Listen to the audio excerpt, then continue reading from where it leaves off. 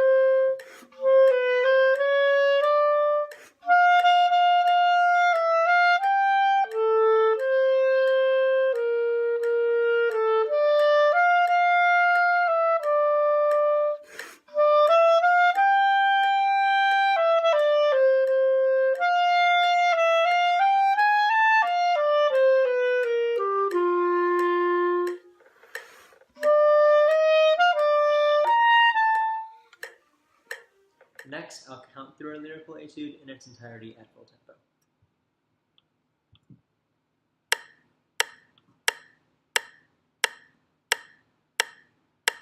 1, 2, 3, 4, 1 and 3 and 1, 2, 3 and 1, 3 and 1, 2, 3, 4, 1 and 3 and 4 and 1 and 2 and 3 lolly 4 lolly 1 3 and 1 2 and 3 4 1 3 and 4 and 1 2 and 4 and 1 2 and 4 and 1 2 and 3 4 1 3 4 1 and 3 and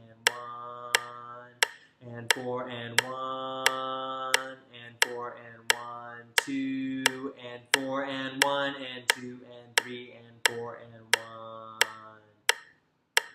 1 1 2 3 4 Now I'm going to talk a little bit about some things that will help us in our preparation of the lyrical etude. The first thing I'd like to talk about, which is the first thing you should notice with any new piece you look at, is our key signature, time signature, and tempo marking. Our key signature is C major, meaning that by default all notes will be natural. Our time signature is 4/4, meaning that we'll have 4 beats per measure, and each beat will be 1 quarter note. And our tempo marking is quarter note equals 88. Next section I'd like to talk about is our accidentals. There's quite a few throughout this etude, so I'm going to go through each one as quickly as I can. Our first accidental comes in measure 6, which is a G sharp, fingered thumb register 1, 2, 3, and the corresponding pinky key. Following that, we have several in measure 7, in that eighth note triplet passage during beats 3 and 4. That passage is D natural, C sharp fingered with RP3, D natural again, D sharp with RP1, E natural, F sharp, and then A on the downbeat of measure 8. Something that's very important to note in that passage is that it's very nearly like our chromatic scale, except for the E to F sharp at the end. So we can't just quite play a chromatic scale, and something to take note when you're practicing. Following that, we'll have a F sharp in measure 9, which should be fingered thumb register 1, 2, 3, and then 5. In measure 11, we have a C sharp on the downbeat, but this is not quite our default C sharp because we're coming from a C natural in measure 10, fingered with RP2. So we'll want to do the C sharp with LP3 and RP2. This is to avoid having to slide from RP2 to RP3, which is something we should avoid doing if at all possible. We always want to alternate these if it's possible. So we'll play C, C sharp with LP3 and RP2, and then lift both at the same time for the D. On the downbeat of beat 4 in measure 11, we have another C sharp because the accidental always carries through the measure. But this time we can finger that with RP3 as we would by default. Then on the downbeat of measure 12, we have a D sharp, which will be with RP1. And then in measure 13, 15, 16, 17, and 18, we have F sharps again. Thumb register 1, 2, 3, 5. Something to note is that F sharp will carry through to the grace note on the downbeat of beat 4 in measure 17, which we'll talk about more later. In measure 19, we have an A sharp, which is the same as our B flat, thumb register 1, 2, and then a bottom side key. And we also have another C sharp, which will be, again, fingered with LP3 and RP2, because immediately following it is a C natural with RP2. Those are all of our accidentals. The next thing I'd like to talk about is our articulation.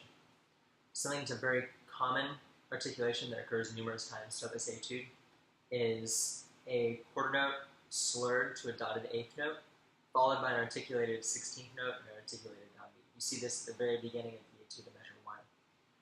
D, D, D, E, D, D. It's very important that we have those slurs all match, and we play that same articulated passage the same way every time whenever it occurs.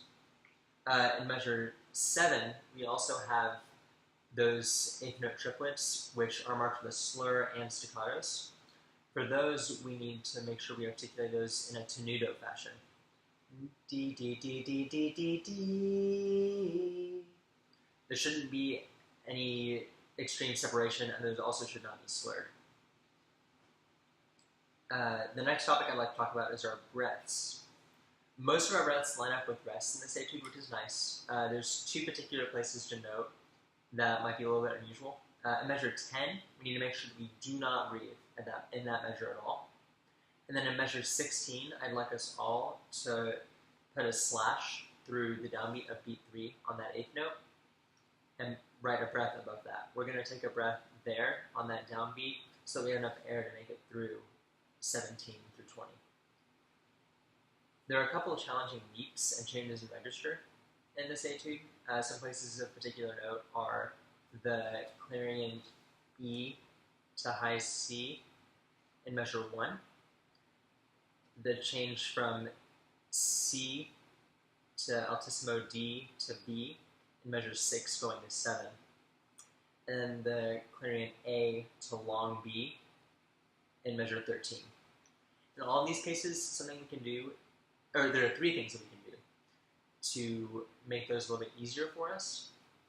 That is to blow fast air through those transitions in register or large leaps every single time. To emphasize the lower note, especially if we're starting on a lower note and then ascending. So in that spot at measure 1, we want to emphasize that E a little bit more with our air and then float the C. And then in all of these cases, to make sure that our embouchure stays exactly the same. There should be absolutely no change whatsoever as we have large leaps or changes in register. Then finally, the last thing I'd like to talk about is our dynamics.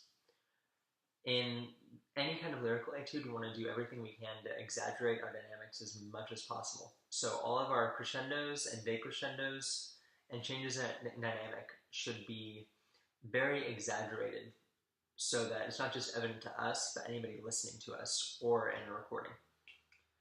There's one particular spot I'd like to note, which is this second beat of measure 18. There's a sforzando there, which looks like SF. That means that we're supposed to suddenly play forte. So we're decrescendoing into beat 1, measure 18, and then beat 2 should be suddenly forte, much stronger, and then we'll crescendo from there. This should probably be the strongest point in the entire etude, so definitely make sure you exaggerate that when you get to that point. That's all I have. Please make sure you ask me any questions that you have beyond those, and I'm looking forward to seeing you guys in sectionals and working on this. Best of luck and happy practicing.